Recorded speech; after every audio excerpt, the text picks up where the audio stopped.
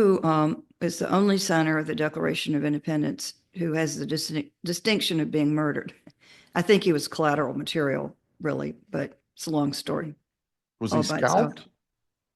scalped? No, some of my ancestors were scalped, but that was before, when settlement was new here. Right. No, he was born in 1726 and died in 1806. Mm. He was Thomas Jefferson's teacher. Yeah. Anyway, I read this book about his murder and the trial of his nephew, which was a miscarriage of justice. But in reading the book, I said, wow, this man was great. Mm-hmm. I've really never heard of him. I've I seen his hadn't name either. down in Williamsburg. There's a George Wythe house, which is quite beautiful in Williamsburg, colonial Williamsburg.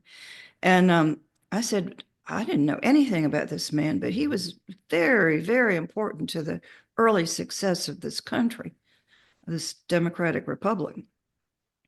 So I said, well, somebody needs to write a modern biography of him. And so I had lunch with a friend of mine who writes history, and I said, you really ought to get on this. But he was on to something else. And so when I retired, a light bulb went off in my head, and I said, hey, I can write this book now. I can do it. And it was just the greatest feeling of elation. So I spent, then my husband got sick and I had to take care of him, and then he died. And so it took me a long time to write that book because, excuse me, for some reason I couldn't get anything done at home, like really focus intently. Yeah.